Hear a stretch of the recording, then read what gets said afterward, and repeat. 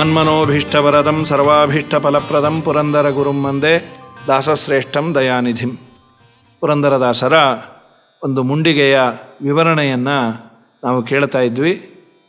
ಮೊದಲನೇ ಅರ್ಧ ಭಾಗದ್ದು ಭಾಗವತದ ದಶಮಸ್ಕಂದದಲ್ಲಿ ಬರುವ ವಿಶೇಷವಾದ ಗರ್ಭಸ್ತುತಿಯ ಒಂದು ಪದ್ಯದ ವಿವರಣೆ ಹಾಗೂ ದಾಸುಪರ್ಣ ಅನ್ನುವ ಶ್ರುತಿಯ ವಿವರಣೆ ಎರಡನ್ನೂ ಸೇರಿ ಹೆಣೆದು ಒಂದು ಸುಂದರವಾದ ಮುಂಡಿಗೆಯನ್ನು ಪುರಂದರದಾಸರು ಮಾಡಿಕೊಟ್ಟಿದ್ದಾರೆ. ಈ ಎರಡನೇ ಭಾಗದಲ್ಲಿ ಕೆಲವು ಗರುಡ ಪುರಾಣದ ಇನ್ನು ಬೇರೆ ಬೇರೆ ಪುರಾಣದ ಕೆಲವು ಶ್ಲೋಕಗಳ ವಿವರಣೆಯನ್ನು ಪುರಂದರದಾಸರು ಮಾಡ್ಯಾರೆ. ಜಯವದೆ ಈ ಮನೆತನಕ್ಕೆ ಬಿಡು ಬಿಡು ಬಿಡು ಬಿಡು ಮನ ಸಂಶಯವ, ಹಳೇ ವಸ್ತ್ರವ ಬಿಸಾಡಣ್ಣ ಹೊಸ ವಸ್ತ್ರವ ನಿಮಗೆ ದೇವರು ಕೊಟ್ಟಾನು, ಹಕ್ಕಿ ಅರಸ ಆಡಿದ ಮಾತು ಉತ್ತಮ ಮಾರ್ಗವ ಹಿಡಿಯೋ ತಮ್ಮ ಮಾರ್ಗವ ಕಟ್ಟಿ ಸುಲಿಯುತ್ತಾರೆ. ಗಿರಿದುರ್ಗಗಳು ಐದಾವಪ್ಪ ಮಾರನೆಂಬ ಕಳ್ಳೆದ್ದಾನೆ, ಸಮೀರನಾದನೆ ಹೊರಗೋಗ್ತಾನೆ ಪುರಂದರನಾದರೆ ಬಿಡುವೋನಲ್ಲ. ಸುರಜ್ಯೇಷ್ಠನ ಸಂಗತಿ ಹಿಡಿಯೋ ಕಣ್ಣು ಮೂಗು ಕಿವಿನಾಲಿಗೆಯಪ್ಪ ಒಂದೊಂದೊಬ್ಬರ ಕೊಂದಾವಣ್ಣ. ಕುರಂಗ ಮಾತಂಗ ಪತಂಗ ಕೇಳೋ ಭೃಂಗ ಮೀನ ಹತವಾದವಣ್ಣ. ಜ್ಞಾನ ಭಕ್ತಿ ಎಂಬ ಮಾರ್ಗವ ಎರಡು ದೊಡ್ಡ ಮಾರ್ಗವ ಹಿಡಿಬೇಕಣ್ಣ. ದೊಡ್ಡ ಸಂಗತಿ ಬರುವೋ ತನಕ ಎರಡು ಮನೆಯಲ್ಲಿರಬೇಕಣ್ಣ. ದಾನದ ಕೈಯ ತೋರಿಸಬೇಕು ಅದರಿನ್ನದಿಯ ದಾಟುತಿಯಪ್ಪ. ನಿನ್ಯೋಗ್ಯತೆಯ ತಿಳಿದ ಮೇಲೆ ಪುರಂದರ ವಿಠಲ ಸ್ಥಳ ಕೊಟ್ಟಾನು. ಶುಕನಂಭಕ್ಕೆ ಹೇಳುತ್ತದಪ್ಪ ಜಯವದೆ ಈ ಮನೆತನಕ್ಕೆ. ಈ ಎರಡನೇ ಭಾಗದಲ್ಲಿ ಬಹಳ ಸುಂದರವಾಗಿ ಪುರಂದರದಾಸರು ಸಂಸಾರವನ್ನು ದಾಟುವ ಬಗೆ ಹೇಗೆ, ಸಂಸಾರದಲ್ಲಿ ನಮಗೆ ಗೊತ್ತಿಲ್ಲದೆ ನಾವು ಎಲ್ಲಿ ಎಡುತ್ತೇವೆ ಎಲ್ಲೆಲ್ಲಿ ಬೀಳುತ್ತೇವೆ ಅನ್ನೋದನ್ನು ತುಂಬ ಸುಂದರವಾಗಿ ಒಂದು ಎರಡು ಮೂರು ಪ್ರಾರಂಭದಲ್ಲೇ ಹಳೇ ವಸ್ತ್ರವ ಬಿಸಾಡಣ್ಣ ಅಂತ ಶುರು ಮಾಡಿದ್ದಾರೆ. ಈ ಹಳೇ ವಸ್ತ್ರವನ್ನು ಬಿಸಾಡೋದು ಯಾವುದು? ಪ್ರಾಯ ಪ್ರತಿಯೊಬ್ಬರಿಗೂ ಗೊತ್ತಿರುವ ಪದ್ಯ. ಹೇಳಿದ ಕೂಡಲೇ ಅಯ್ಯೋ ನನಗೂ ಗೊತ್ತಿತ್ತಿದು ಅಂತ ನಾವಂತೇವೆ. ಕೃಷ್ಣ ಗೀತೆಯಲ್ಲಿ ಹೇಳಿದ್ದಾನೆ, ವಾಸಾಂಸಿ ಜೀರ್ಣಾನಿ ಯಥಾ ವಿಹಾಯ ನವಾನಿ ಗೃಹ್ಣಾನಿ ನರೋಪರಾಣಿ ತಥಾ ಶರೀರಾಣಿ ವಿಹಾಯ ಜೀರ್ಣಾನ್ ಅನ್ಯಾನಿ ಸಂಯಾಂತಿ ನವಾನಿ ದೇಹಿ. ಅರ್ಜುನ ವ್ಯಥೆಪಟ್ಟಾಗ ಕೃಷ್ಣ ಹೇಳೋದು, ಅಪ್ಪ ಅರ್ಜುನ, ಒಂದು ದೇಹ ಹೋದ ಮೇಲೆ ಮತ್ತೊಂದು ದೇಹ ಜೀವನಿಗೆ ಬಂದೇ ಬರುತ್ತೆ.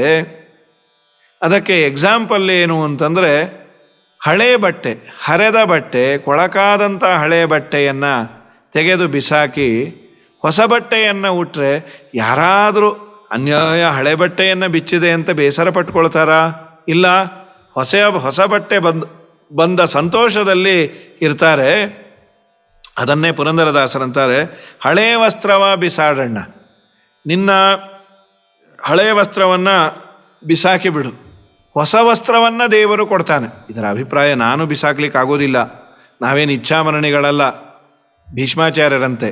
ಅಂದರೆ ಒಂದು ಗ್ಯಾರಂಟಿ, ಈ ಜನ್ಮದಲ್ಲಿ ನಾನು ಬಹಳ ಕಷ್ಟಪಟ್ಟೆ ಅಂದಾಕ್ಷಣ್ಯ ಮುಂದಿನ ಜನ್ಮವೂ ಹೀಗೆ ಅಂತಲ್ಲ, ಈ ಜನ್ಮದಲ್ಲಿ ಪುಣ್ಯವನ್ನು ಮಾಡು, ನಿನಗೆ ಒಳ್ಳೆ ದೇಹವನ್ನು ಭಗವಂತ ಕೊಡ್ತಾನೆ. ನಾವೆಲ್ಲ ಪುನರ್ಜನ್ಮದಲ್ಲಿ ನಂಬಿಕೆಯನ್ನು ಇಟ್ಟವರು, ಶಾಸ್ತ್ರ ಪುನರ್ಜನ್ಮವನ್ನು ಹೇಳಿ ತಿಳಿಸ್ತಾ ಇದೆ.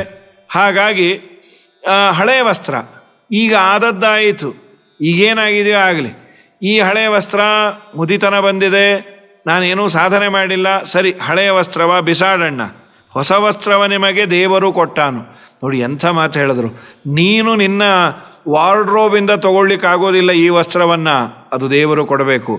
ದೇಹವೆಂಬ ವಸ್ತ್ರ ಇದೆಯಲ್ಲ, ತತ್ರಾಪಿ ಮನುಷ್ಯ ದೇಹ ಅನ್ನೋದು ಮಾತ್ರ, ಯಾವ ದೇಹ ಆದರೂ ಅಷ್ಟೇ, ಅದು ದೇವರೇ ಕೊಡಬೇಕು. ಯಾವುದೇ ದೇಹವನ್ನು ಕೊಡೋದಾದರೂ ದೇಹವನ್ನೇ ವಸ್ತ್ರ ಅಂತ ಕರೆದಿದ್ದಾರೆ. ಜೀವನ ಮೇಲೆ ಇರುವ ವಸ್ತ್ರ ಇದು. ಹಕ್ಕಿಯ ಅರಸ ಆಡಿದ ಮಾತು, ಇದನ್ನು ಯಾರೋ ಆಡಿದ್ದಲ್ಲ, ಹಕ್ಕಿಯ ಅರಸ. ಯಾವ ಹಕ್ಕಿ? ಈ ಜೀವವೆಂಬ ಹಕ್ಕಿ, ಅದರ ಅರಸ, ಅದರ ಓನರು ಜೀವನ ಮೇಲೇನು, ಇಡೀ ಚರಾಚರ ಪ್ರಪಂಚಕ್ಕೆ ನಿಯಾಮಕನಾದ ಭಗವಂತ ಆಡಿದ ಮಾತು ಏನಂತ? ವಾಸಾಂಸಿ ಜೀರ್ಣಾನಿ ಯಥಾ ವಿಹಾಯ ಅನ್ನೋದು ಗೀತೆಯಲ್ಲಿ ಆಡಿದ ಮಾತು. ಉತ್ತಮ ಮಾರ್ಗವ ಹಿಡಿಯೋ ತಮ್ಮ. ನೀನು ಉತ್ತಮವಾದ ಮಾರ್ಗವನ್ನು ಹಿಡಿ, ಉತ್ತಮರು ಹೋಗುವಂತಹ ಉತ್ತಮವಾದ ಮಾರ್ಗವನ್ನು ನೀನು ಹಿಡಿ. ಯಾವ್ಯಾವುದೋ ಕೆಟ್ಟ ಮಾತನ್ನು ನೀನು ಹಿಡಿಬೇಡ. ಉತ್ತಮರು ಸಜ್ಜನರು ಹೋಗುವ ಸಜ್ಜನರನ್ನು ನಾವು ಹಿಂಬಾಲಿಸಬೇಕಂತ. ಆಗ ಮಾತ್ರ ಸುಖವಾಗಿ ಇರ್ತೇವೆ. ಮಾರ್ಗವ ಕಟ್ಟಿ ಸುಲಿಯುತ್ತಾರೆ. ನೀನು ಕಾಡಿನಲ್ಲಿ ಸಂಚಾರ ಮಾಡಬೇಕಾದ್ರೆ ಮಾರ್ಗದಲ್ಲಿ ಕಟ್ಟಿ ಸುಲಿತಾರೆ. ಕಟ್ಟಿ ಸುಲಿಯೋದು ಅಂತಂದರೆ ದರೋಡೆಕೋರರು ಈಗೆಲ್ಲ ವೆರೈಟಿ ಹೊಸದಾಗಿ ಮಾಡಲಿಕ್ಕೆ ಶುರು ಮಾಡ್ಯಾರೆ. ಅಂತೂ ಮಾರ್ಗದಲ್ಲಿ ಏಕಾಂಗಿಯಾಗಿ ಸಂಚಾರ ಮಾಡುವ ಸಂದರ್ಭದಲ್ಲಿ ಸುಲಿಗೆಗಾರರು ಎಲ್ಲ ಕಾಲದಲ್ಲಿ ಇರ್ತಾರೆ. ಮಾರ್ಗವನ್ನು ಕಟ್ಟಿ ನಿನ್ನನ್ನು ಅಡ್ಡಗಟ್ಟಿ ಸುಲಿತಾರೆ. ಆಗ ನೀನು ತುಂಬ ಕೇರ್ಫುಲ್ಲಾಗಿರು. ಅಂದರೆ ಇಲ್ಲಿ ಯಾವುದು, ನಾನು ಓಡಾಡುವ ದಾರಿ ಅಂತಲ್ಲ, ನಾನು ಸನ್ಮಾರ್ಗದಲ್ಲಿ ಇರುವ ಸಂದರ್ಭದಲ್ಲಿ ನಾನು ಭಗವಂತನ ಆರಾಧನೆ ಮಾಡಿ ಸಂಸಾರ ಬಂಧನವನ್ನು ಬಿಡಿಸಿಕೊಳ್ಳಬೇಕು ಅನ್ನುವ ಸನ್ಮಾರ್ಗದಲ್ಲಿದ್ದಾಗ ನಾನಾ ಅಡಚಣೆಗಳು ನನ್ನ ಬಂಧು ಬಳಗ ಹೊಂದಿದವರಿಂದಲೇ ಬರುತ್ತೆ. ಸ್ವಾತ್ಮಾತ್ಮೀಯ ಸಮುದ್ಭವ ಅನ್ನಂತ ನಾವು ರಾಘವೇಂದ್ರ ಸ್ತೋತ್ರದಲ್ಲಿ ಅಂತೇವೆ. ನಮ್ಮ ಆತ್ಮೀಯರು, ನಮ್ಮ ಬಂಧು, ನಮ್ಮ ಬಳಗ ಪ್ರೇಮದಿಂದ ನಮ್ಮನ್ನು ಅಡ್ಡದಾರಿಗೆ ಎಳೆದುಕೊಂಡು ಹೋದರೆ, ಪುರಂಜನೋಪಾಖ್ಯಾನಾದಿಗಳಲ್ಲಿ ಭಾಗವತದಲ್ಲಿ ಅದನ್ನೇ ಹೇಳ್ತಾರೆ. ನಿನ್ನನ್ನು ಅಡ್ಡದಾರಿ ಬೇರೆ ಯಾರೋ ಹಿಡಿಸಲ್ಲ, ನಿನ್ನನ್ನು ಕಟ್ಟಿಕೊಂಡ ಹೆಂಡತಿಯೋ ಮಕ್ಕಳೋ ನೀನು ಯಾರನ್ನು ನಂಬಿದೆಯೋ ಅವರೇ ಅಡ್ಡದಾರಿಯನ್ನು ಹಿಡಿಸ್ತಾರೆ. ಸ್ವಲ್ಪ ನೀನು ಕೇರ್ಫುಲ್ಲಾಗಿರು ಅಂತ. ಆದ ಮೇಲೆ ಮಾರ್ಗವ ಕಟ್ಟಿ ಸುಲಿಯುತ್ತಾರೆ. ಗಿರಿದುರ್ಗಗಳು ಐದಾವಪ್ಪ, ಬೆಟ್ಟ ಹಾಗೂ ದುರ್ಗ. ದುರ್ಗ ಅಂತಂದರೆ ಕೋಟೆ. ನೀನು ಹೋಗುವಂತಹ ಏನು ಸನ್ಮಾರ್ಗದಲ್ಲಿ ಕಠಿಣವಾದಂತಹ ಬೆಟ್ಟವನ್ನು ಹತ್ತಬೇಕಾಗತ್ತೆ. ಇಲ್ಲಿ ಬೆಟ್ಟ ಹತ್ತೋದು ಅಂದರೆ ಫಿಸಿಕಲ್ಲಾಗಿ ಬೆಟ್ಟ ಹತ್ತೋದಲ್ಲ. ಪುರಂಜನೋಪಾಖ್ಯಾನದಲ್ಲಿ ಅದೇ ಹೇಳ್ತಾರೆ, ಗೃಹಸ್ಥ ಧರ್ಮಗಳು ಬೆಟ್ಟ ಅಂತೆ. ಏನೇನು ಮಾಡಬೇಕು, ಒಬ್ಬ ಹೇಗಿರಬೇಕು, ಏನು ಮಾಡಿದರೆ ಅವನ ಜೀವನ ಸಾರ್ಥಕ. ನಮಗೆ ಸಿಲೆಬಸ್ಸೇ ಗೊತ್ತಿಲ್ವೇ?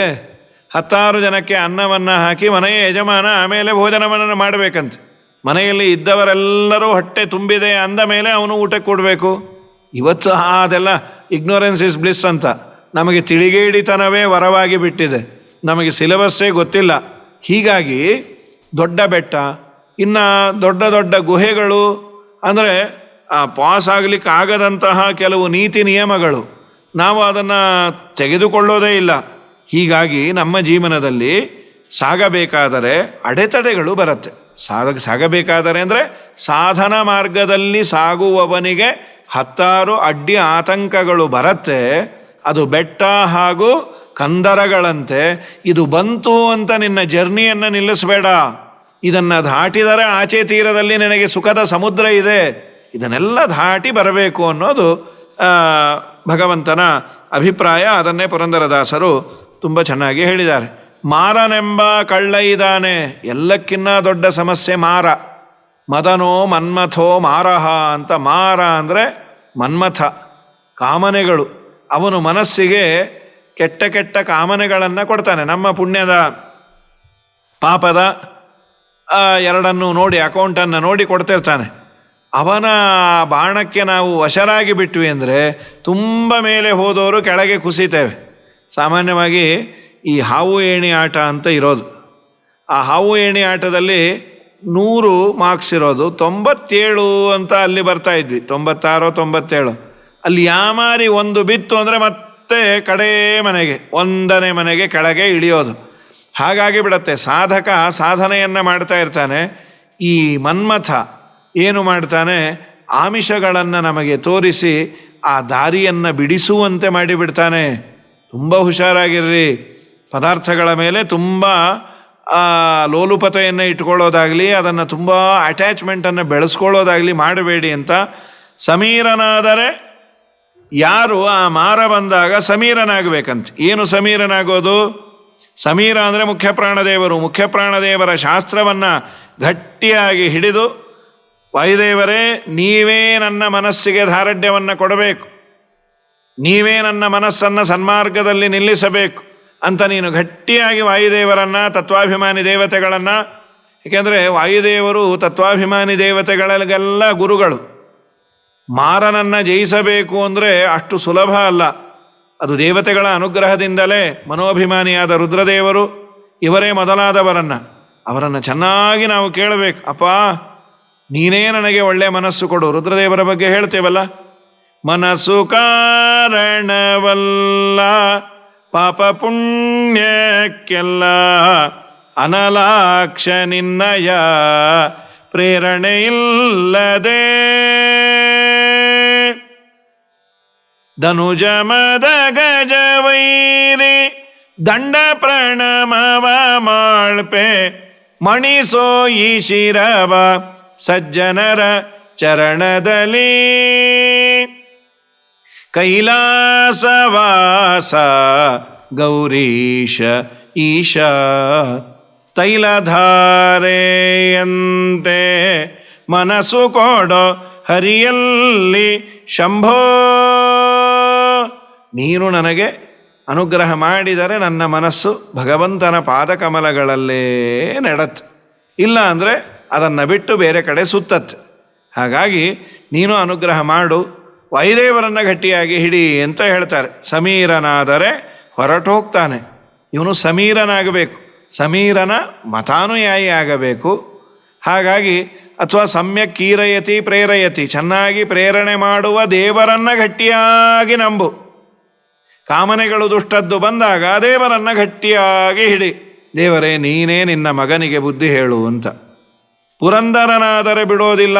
ಪುರಂದರ ಅಂದರೆ ಪುರ ಅಂದರೆ ದೇಹ, ಅದರಲ್ಲೇ ತುಂಬ ಆಸಕ್ತನಾಗಿ ಬಿಟ್ರೆ, ದೇಹದ ಸಂರಕ್ಷಣೆಯೇ ಪ್ರಧಾನ ಗುರಿ ಅಂತಾಗಿ ಬಿಟ್ರೆ ಸರ್ವಥಾ ಅವನು ಬಿಡೋದಿಲ್ಲ, ನಿನ್ನನ್ನು ಮತ್ತೆ ಮತ್ತೆ ಮತ್ತೆ ಸಂಸಾರಕ್ಕೆ ಹಾಕ್ತಾನೆ ಅಂತ ಎಚ್ಚರಿಕೆಯನ್ನು ಕೊಡ್ತಾರೆ.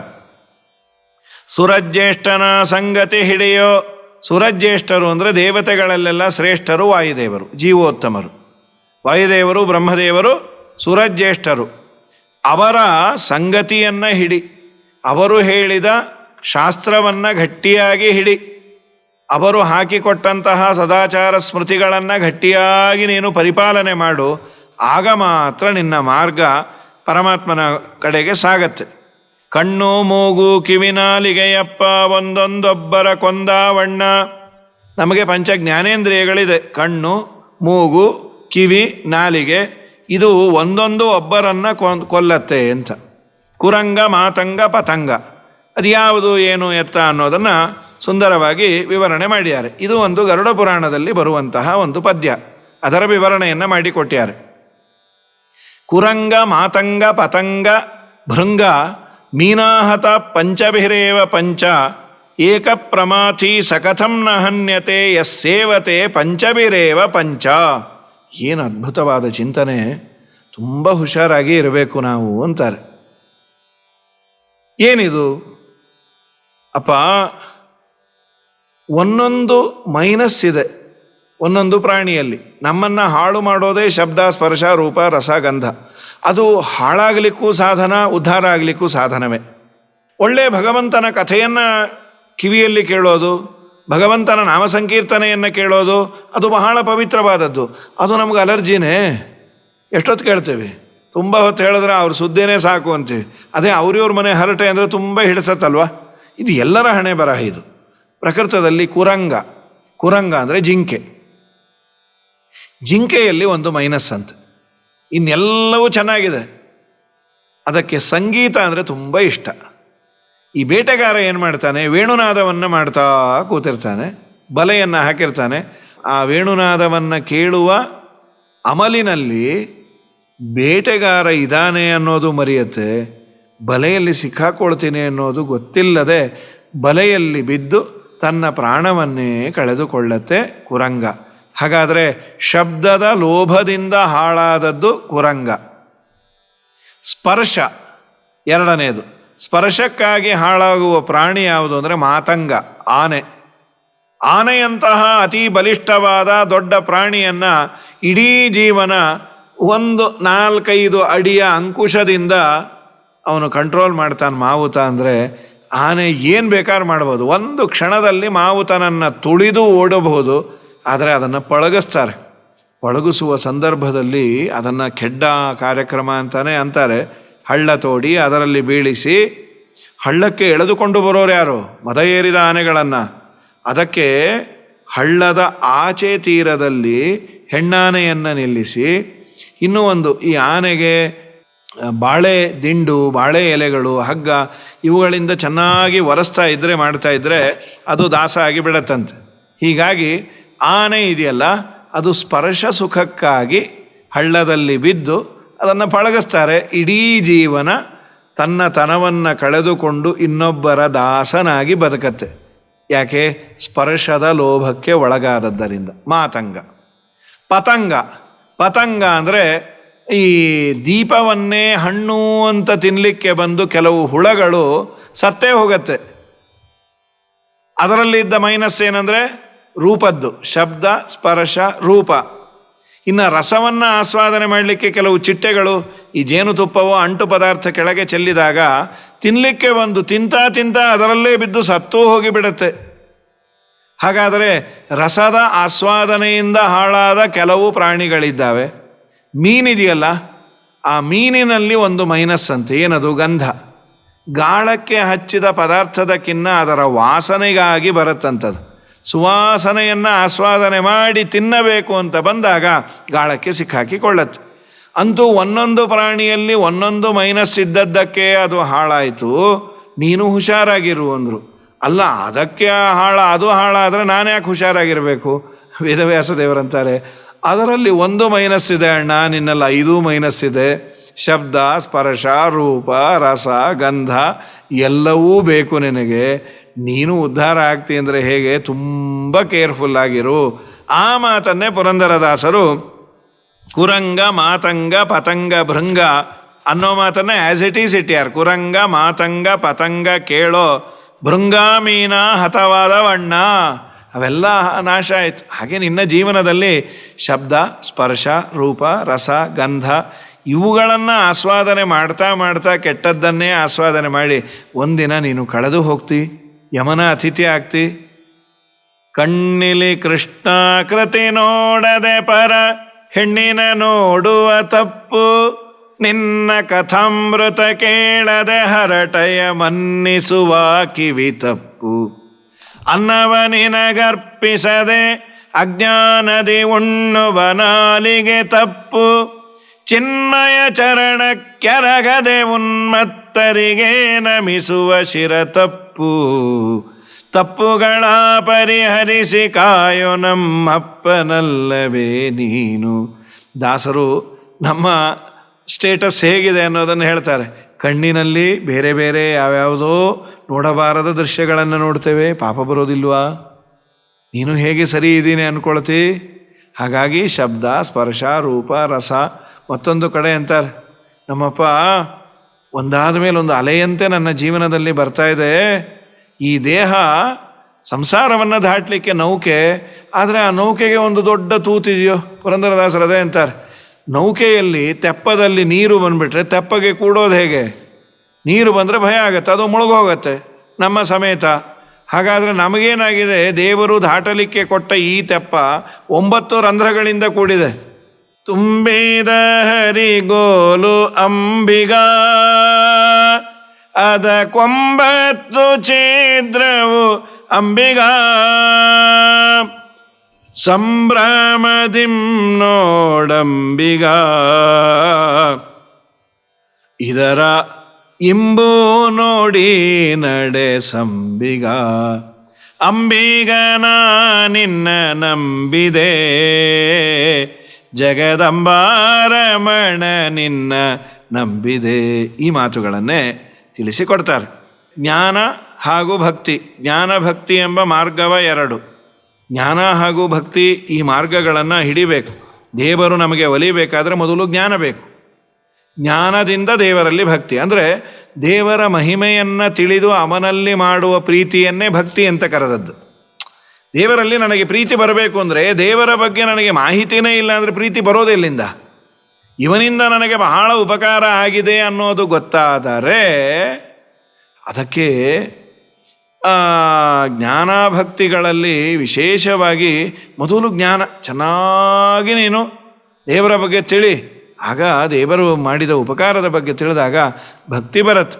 ಜ್ಞಾನ ಭಕ್ತಿ ಎಂಬ 2 ಮಾರ್ಗ ಬೇಕು. ಜ್ಞಾನಭಕ್ತಿ ಎಂಬ ಮಾರ್ಗವ 2, ದೊಡ್ಡ ಮಾರ್ಗವ ಹಿಡಿಬೇಕಣ್ಣ. ಇದು ದೊಡ್ಡ ಮಾರ್ಗ. ಜ್ಞಾನಭಕ್ತಿಯಿಂದ ನೀನು ಮುಂದೆ ಸಾಧಿಸಬೇಕಾದದ್ದು ವೈರಾಗ್ಯದ ಮಾರ್ಗವನ್ನು.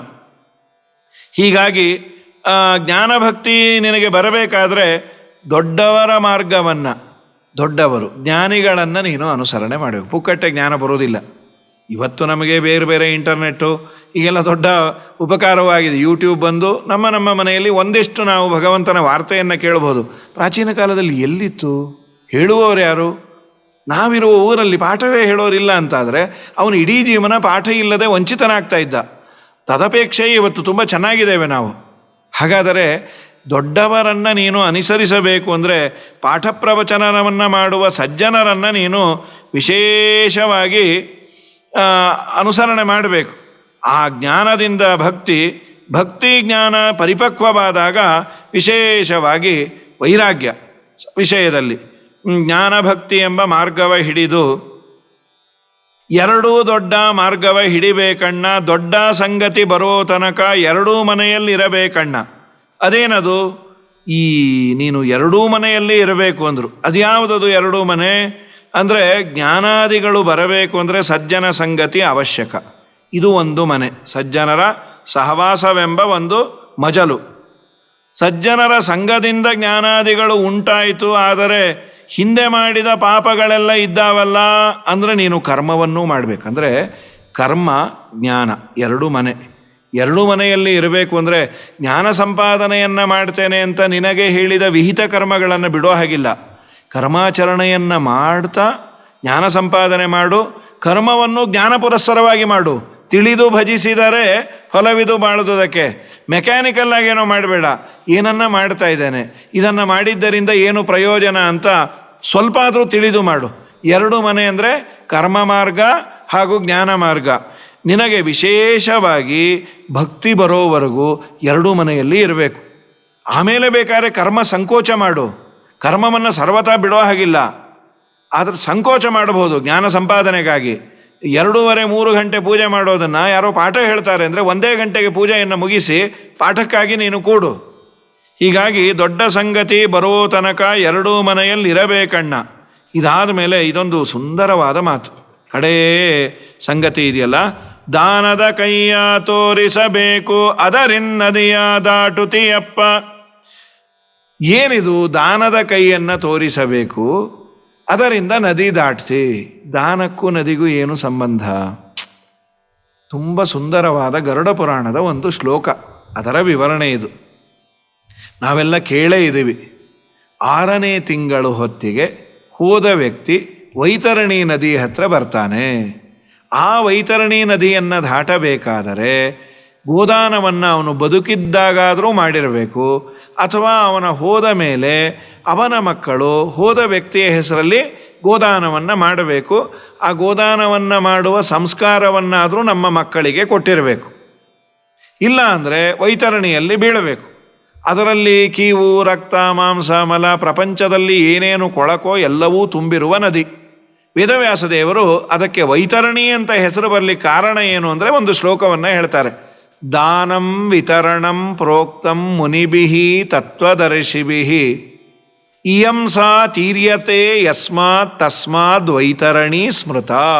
ಎಷ್ಟು ಚೆನ್ನಾಗಿದೆ ನೋಡಿ. ವಿತರಣೆ ಇದು ನಾವು ನೀವು ಕೇಳಿದ ಪದ ಅಲ್ವಾ? ವಿತರಣೆ ಅಂದರೆ ಹಂಚೋದು, 4 ಜನಕ್ಕೆ ಕೊಡೋದು, ಅದನ್ನೇ ದಾನ ಅಂದದ್ದು. ಅದನ್ನು ಸರಿಯಾಗಿ ಕೊಟ್ಟರೆ ದಾನ ಅಂತಾಗತ್ತೆ, ಇಲ್ಲ ವಿತರಣೆ ಅಂತ ಇಷ್ಟೇ ಆಗತ್ತೆ. ದಾನಂ ವಿತರಣಂ ಪ್ರೋಕ್ತಂ. ವಿತರಣೆಯನ್ನು ಮಾಡುವುದರಿಂದ ದಾಟಬಹುದಾದ ನದಿ ಯಾವುದೋ ಅದು ವೈತರಣಿ, ವಿತರಣೆಗೆ ಸಂಬಂಧಪಟ್ಟ ನದಿ. ಮುನಿಭಿಃ ತತ್ವದರ್ಶಿಭಿಃ. ಈ ನದಿಯನ್ನು ನೀನು ದಾಟಬೇಕು ಅಂದರೆ ಗೋದಾನವನ್ನು ಮಾಡಿರಬೇಕು ಅಂತಾರೆ. ಹಾಗಾಗಿ ನಮ್ಮಲ್ಲಿ ಗೋದಾನಕ್ಕೆ ತುಂಬ ಪ್ರಾಶಸ್ತ್ಯ ಉಂಟು. ಒಂದು ಗೋದಾನ ಆಕಳು, ಅದು ಬಹಳ ಮುಖ್ಯ. ಅದಲ್ಲದೆ ವಿದ್ಯಾದಾನ ಇದು ಗೋದಾನ, ಜಲದಾನ ಇದು ಗೋದಾನ. ಈ ದಿಶೆಯಲ್ಲಿ ದಾನದ ಕೈಯ ತೋರಿಸಬೇಕು. ಗೋದಾನವನ್ನು ಮಾಡು, ವಿದ್ಯಾದಾನವನ್ನು ಮಾಡು, ಹಸಿದು ಬಂದವರಿಗೆ ಅನ್ನದಾನ ಮಾಡು, ಕಡೆಗೆ ನಿನ್ನಲ್ಲಿ ಏನಿಲ್ಲ ಅಂದರೆ ಒಳ್ಳೆಯ ಮಾತನ್ನು ದಾನ ಮಾಡು. ಆವಾಗ ನದಿಯ ದಾಟುತ್ತೀಯಪ್ಪ. ಯಾವ ನದಿ? ವೈತರಣಿ ನದಿಯನ್ನು ದಾಟಿ ಸುಖವಾಗಿ ಹೋಗ್ಬೋದು, ದೋಣಿಯಲ್ಲಿ ಹೋಗ್ಬೋದು. ನಿನ್ನ ಯೋಗ್ಯತೆ ಅಲ್ಲಿ ಕೇಳ್ತಾರಂತೆ 6ನೇ ತಿಂಗಳಿಗೆ, ನೀ ಏನಾದರೂ ದಾನ ಮಾಡಿದ್ಯಾ? ಗೋದಾನ ಮಾಡಿದ್ಯಾ 10 ಅಂತ. ಇವನು ಮಾಡಿರೋದಿಲ್ಲ. ಅದರಿಂದ ನದಿಯ ದಾಟುತ್ತೀಯಪ್ಪ, ಇಲ್ಲ ಅಂದರೆ ಬೀಳು ಅಂತಾರೆ. ಮಕ್ಕಳೇನಾದರೂ ಮಾಡಿದರೆ ಹತ್ತಿಸಿಕೊಂಡು ಹೋಗ್ತಾರೆ. ನಿನ್ಯೋಗ್ಯತೆಯ ತಿಳಿದ ಮೇಲೆ, ಇದರಲ್ಲಿ ಮತ್ತೂ ಒಂದು, ಗೋದಾನವನ್ನು ಹೋದ ಮೇಲೆ ಮಾಡಬೇಕು ಅಂತಿಲ್ಲ. ಕೆಲವರಿಗೆ ಆ ಒಂದು ಭಾವನೆ ಇದೆ, ಸರ್ವಥಾ ಇಲ್ಲ, ಬದುಕಿದ್ದಾಗೆ ಗೋದಾನವನ್ನು ಮಾಡಿಕೊಳ್ಳಿ ಅಂತಾರೆ. ಇವತ್ತು ಅನೇಕ ಗೋಶಾಲೆಗಳಿದ್ದಾವೆ, ನಡೆಸೋರಿಗೆ ತುಂಬ ಕಷ್ಟ ಉಂಟು. ಅದಕ್ಕೆ ಮೇವನ್ನು ನಾವು ತಿಂಗಳ ಕೊಟ್ಟರು ತುಂಬ ಪುಣ್ಯ ಇದೆ. ಯಾರ್ಯಾರಿಗೆ ಕೊಡ್ತಾ ಇದ್ರೆ ಬಹಳ ಸಂತೋಷ. ಕೊಡಲಿಕ್ಕಾಗದೇ ಇದ್ದವರು ಗೋ ಸೇವೆಯನ್ನು ಮಾಡಲಿ. ಯಾರಿಗೆ ಕೊಡುವ ಯೋಗ್ಯತೆ ಇದೆ, ಎಲ್ಲಿ ನಿಜವಾಗಲೂ ಅದು ವಿನಿಯೋಗ ಆಗುತ್ತೆ ಅಂಥ ಕಡೆ ಕೊಟ್ಟರೆ ಬಹಳ ಪುಣ್ಯ ಇದೆ. ನಮ್ಮ ಮನೆಯಲ್ಲೇ ನಾವು ಸಾಕಬೇಕು. ಇವತ್ತಿನ ಲೈಫ್ ಸ್ಟೈಲ್ ವ್ಯತ್ಯಾಸ ಆಗಿದೆ.